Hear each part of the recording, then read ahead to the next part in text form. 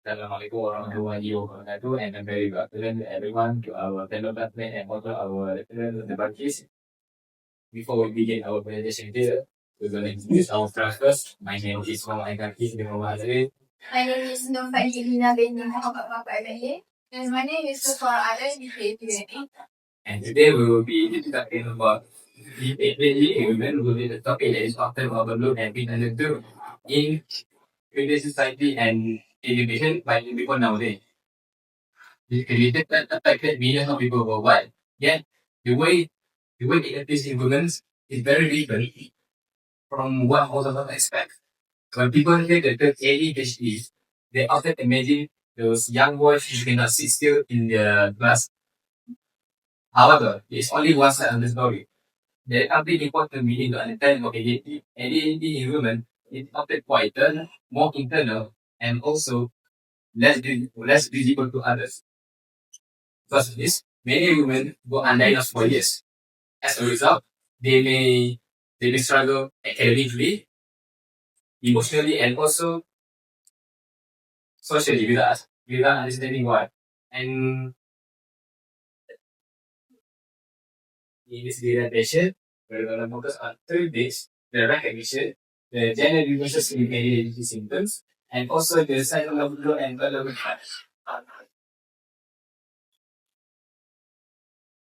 Wait a minute, get out of here. 10 toes in when we standing there on business. I'm out to beat them hard. But the crowd like, oh, I did not touch them. Look at the hook, and then they go, great table. But they take a light boss. If you come to baby, you can have my niggas, they're ready off. But the work, thank God. When you get the big off, work around, step it down, back here.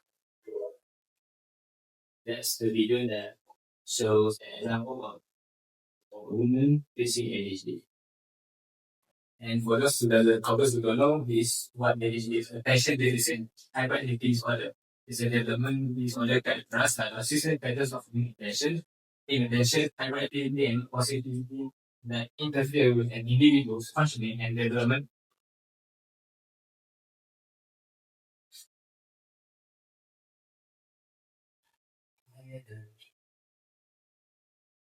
For the regulation for the first part, how does ADHD actually appear in women? Women are more likely to experience emotional symptoms such as difficulty focusing, forgetfulness, losing track of tasks, and struggling with organization. In addition, they also may face internal challenges such as overthinking, emotional sensitivity, and also feeling easily overwhelmed. These symptoms often subtle and not disruptive, which makes them harder to notice. For example, a girl who daily focus may be seen as someone who's not paying attention rather than someone who is having ADHD. Compared to boys, girls are less likely to act out or show off this hyperactivity. Instead, they may stay quiet and try to cope internally. Because of this difference, parents and teachers may overlook the sign. They may assume that the girl is just lazy or shy or just lack symptoms. Conclusively, the problem is not that it women, it's just that it's very invisible to others.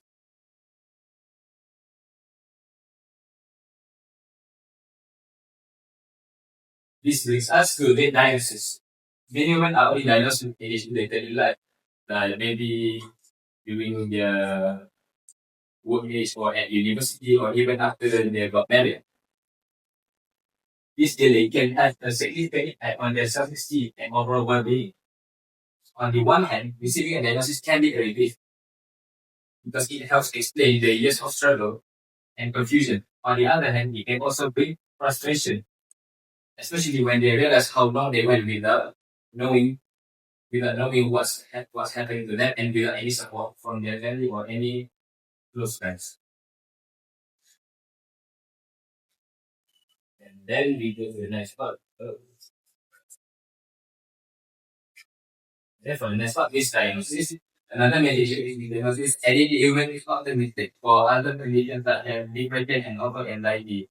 Because many of the symptoms are emotional rather than physical and behavioral. In fact, some women are treated for anxiety just without realizing that ADHD is the underlying cause. ADHD, anxiety, and depression are very similar, but they are not the same. while they may exist together, treating one condition will not affect the others. Treating only one condition will not fully address those three conditions. As a result, women may continue to struggle even after receiving treatment. This can lead to confusion and frustration because even after getting multiple treatments, they're still facing the same challenges that they did before. And for the next one, why is it always dismissed? One major reason is the gender expectation. Many women are expected to be calm, organized, and also responsible. Because of this, many girls learn to hide their struggles and behave based on the expectations of other people. This behavior is known as masking. It involves suppressing symptoms to appear normal, even when they struggle internally. Another reason is the lack of research and awareness. For many years, ADHD studies focus mainly on boys. The symptoms we commonly recognize today are based on male behavior patterns only.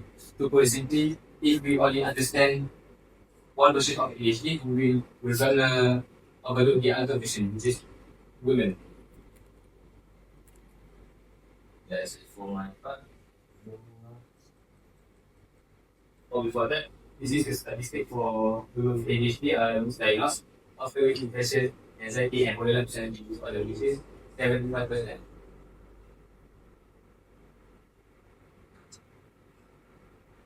Now let's have a look on gender difference in ADHD symptoms. To begin with, when people hear the term ADHD, they will often imagine a child who is hyperactive, loud, and disruptive. This image, however, is mainly associated with boys. In contrast, girls with ADHD tend to appear differently and is therefore often overlooked. According to the data, 50% of boys were more likely 50% of boys are diagnosed with ADHD compared to 8% of girls. At first glance, we will think that this suggests boys are more likely to have ADHD rather than girls. However, this is not necessarily true. This difference indicates that ADHD in girls are actually underdiagnosed because their symptoms are not visible.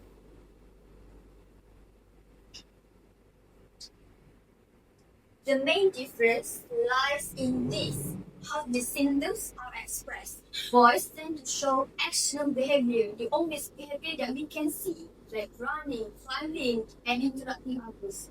While girls, on the other hand, show internal behavior, which is more inattentive symptoms, such as forgetfulness, disorganization, daydreaming, difficulty focusing, and trouble completing tasks.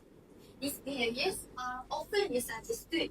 For example, a girl who has these symptoms may be labeled as lazy or quiet. Because of this, her symptoms are ignored. This misunderstanding may lead to delayed diagnosis and lack of support. As a result, teachers, parents may notice boys girls rather than girls because their symptoms are more disruptive, while girls are less disruptive.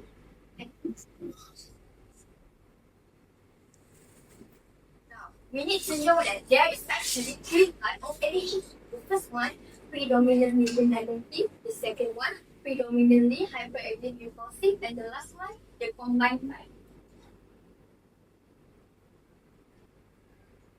Now, let us compare this type. For the first one, predominantly inattentive is more common in girls rather than boys.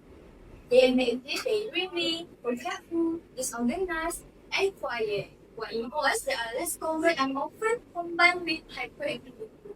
The second one, predominantly hyperactive impulsive, are less visible in females. They appear internal restlessness, quiet chatting, excessive talking, and this hyperactivity is often subtle. While it is common in boys, like running, climbing, interrupting, and very active.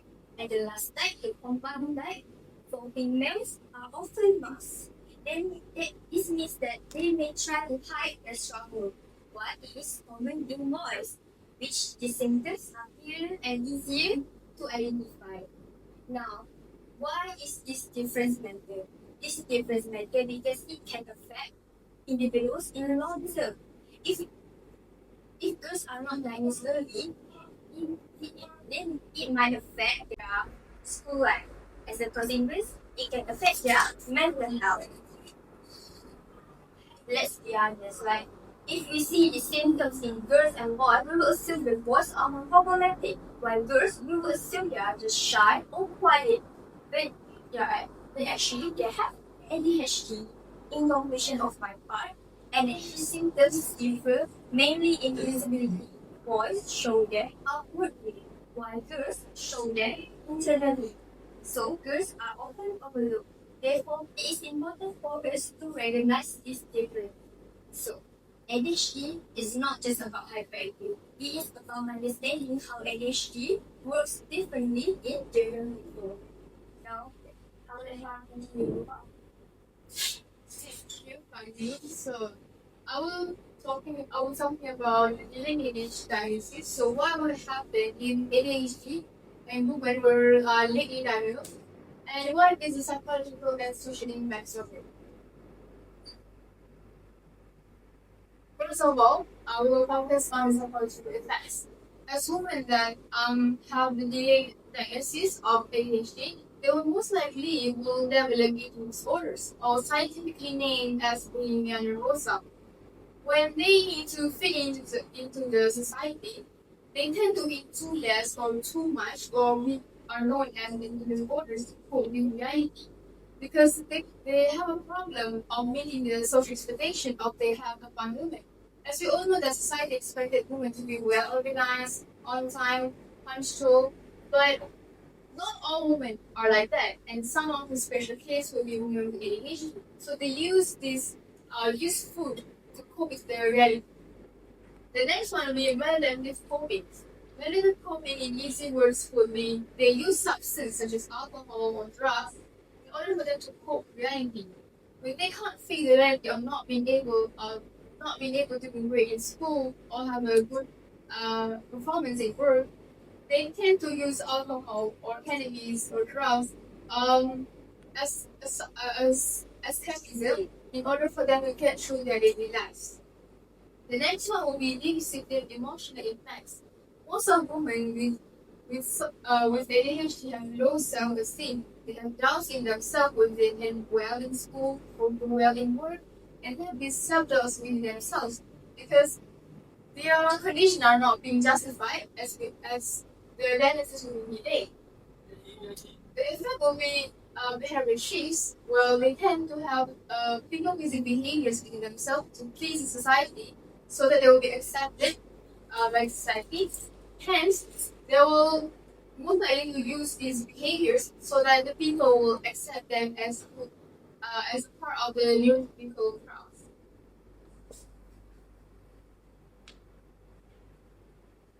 Now, moving on, the more we have social impacts, I will focus on academic performance and activity dysfunction.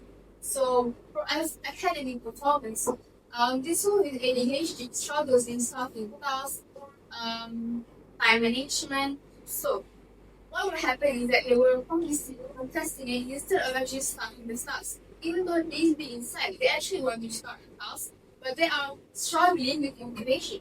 There is a system called the motivation gap, where these women were likely to start the task that they are actually interested in instead of the one that they actually need to work on.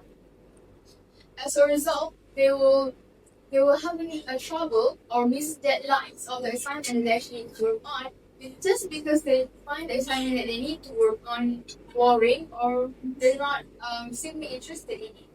In easy word, they will just do the assignment that they're interested in instead of the one that they need to actually do. Functional barriers, just like say both they have the dysfunction and dysfunction.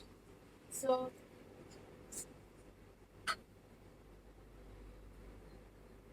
due to the psychological and social impact, it causes them to social mass and burnout.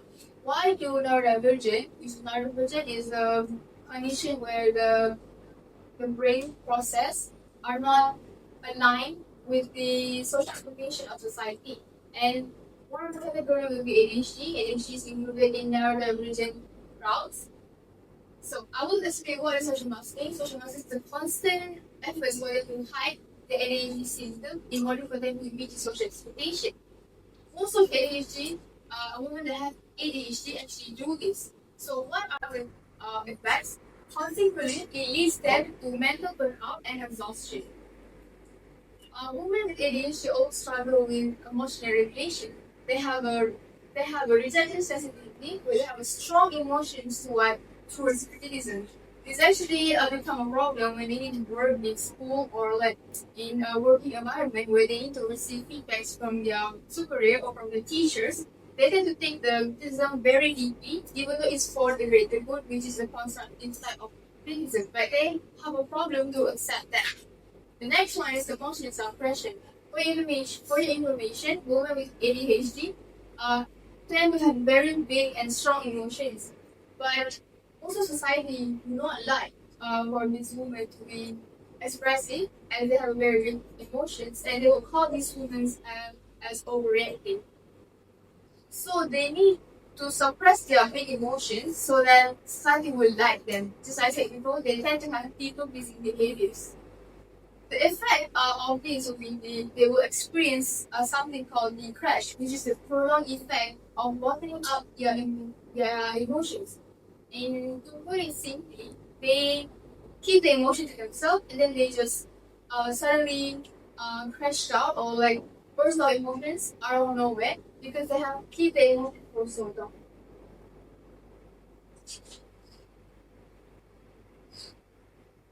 Sorry, in my opinion, these conditions of the conditions of women need to be acknowledged so that they'll be accepted as a part of society, not because they are lazy or having a not because they are lazy, but they are just part of society or the part of being non-religious groups.